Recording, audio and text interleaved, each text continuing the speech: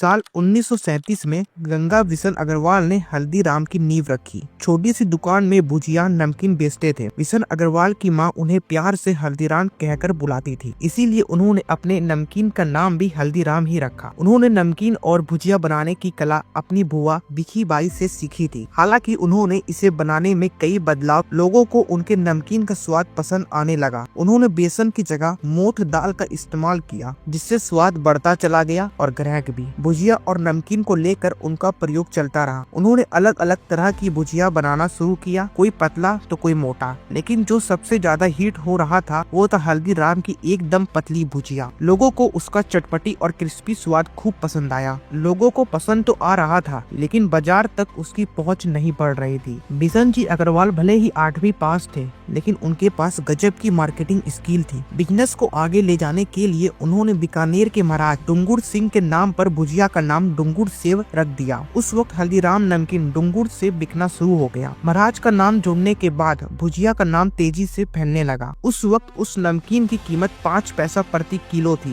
धीरे धीरे हल्दीराम भुजिया बीकानेर में पॉपुलर हो गया। साल 1941 तक हल्दीराम की नमकीन का स्वाद बीकानेर के आसपास तक फैल चुका था। बिशन जी अग्रवाल इसे पूरे देश में फैलाना चाहते थे। एक बार वे कोलकाता में एक शादी में शामिल हुए। अपने साथ वे भुजिया लेकर गए थे। उनकी भुजिया का स्वाद उनके रिश्तेदारों और दोस्तों को काफी पसंद आया। इसके बाद उन्होंने कोलकाता में दुकान खोलने का फैसला किया। हल्दीराम का एक ब्रांच कोलकाता में खुल गया। कोलकाता के बाद नागपुर और फिर दिल्ली तक हल्दीराम पहुंच गया। साल 1970 में नागपुर और साल 1982 में राजधानी दिल्ली में हल्दीराम का स्टोर खुल गया। कारोबार के साथ साथ विवाद भी बढ़ता रहा। हल्दीराम के बड़े बेटे सत्यनारायण ने अपने पिता और भाई से अलग होकर कारोबार करने का फैसला किया, जिसके बाद से कारोबार में कई विवाद हुए। बेटे सत्यनारायण ने अलग होने के बाद हल्दीराम एंड सन्स नाम से अलग दुकान की शुरुआत की, जिसके बाद हल्दीराम के पोते ने नागपुर में बिजनेस का दायरा बढ़ाया। नागपुर और साउथ में भी हल्दीराम का कारोबार फैलता गया। ग्राहकों तक पहुंचने के लिए कंपनी ने अपने कारोबार को 3 हिस्सों में बांट दिया गया। इस बंटवारे का मकसद अधिक से अधिक ग्राहकों तक आसानी से पहुंचना था। दक्षिण और पूर्वी भारत के कारोबार को कोलकाता से हैंडल किया गया, जिसका नाम हल्दीराम भुजिया वाला रखा गया। पश्चिम भारत के कारोबार का कंट्रोल नागपुर के हल्दीराम फूड्स इंटरनेशनल से होता है और उत्तरी भारत के कारोबार का कंट्रोल दिल्ली के Haldiram snacks and ethnic foods से होता है। हल्दीराम भले ही कारोबार के बंटवारे को लेकर विवाद में रहा हो, लेकिन इसके बावजूद वो देश का नंबर 1 स्नैक्स ब्रांड बन रहा था। वर्तमान में हल्दीराम भारत और विदेशों में 150 से अधिक आउटलेट है। हल्दीराम्स आज के समय में करीब 500 तरह के प्रोडक्ट बनाती है और 100 से प्लस देश में एक्सपोर्ट भी करती है। कंपनी का कुल कारोबार 14,500 करोड़ रुपए का है।